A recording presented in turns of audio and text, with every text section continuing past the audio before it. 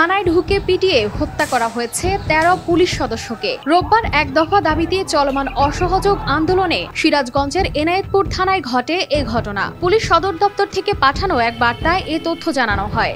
Police সূত্র জানায়, রোববার বিকেলে দুর্বৃত্তরা এনায়েতপুর থানায় হামলা চালায়। হামলাকারীরা থানায় ঢুকে ভাঙচুর ও অগ্নিসংযোগ করে। একই সঙ্গে থানায় দায়িত্বরত ১৩ জন পুলিশ সদস্যকে পিটিয়ে হত্যা করা হয়। এছাড়া কুমিল্লার ইলিয়টগঞ্জ হাইওয়ে থানায় হামলায় নিহত হয়েছেন একজন পুলিশ সদস্য। সরকারের পদত্যাগের এক দফা দাবিতে বৈষম্য বিরোধী ছাত্র আন্দোলনের ডাকা অসহযোগ কর্মসূচির প্রথম দিনে রাজধানী ঢাকা সহ দেশের বিভিন্ন স্থানে ব্যাপক সহিংসতার ঘটনা ঘটেছে। শেষ খবর পাওয়া পর্যন্ত সংঘর্ষে সারা দেশে অন্তত ৬৬ জন নিহত হয়েছেন, যার মধ্যে পুলিশও রয়েছেন। আহত হয়েছেন সহস্রাধিক মানুষ।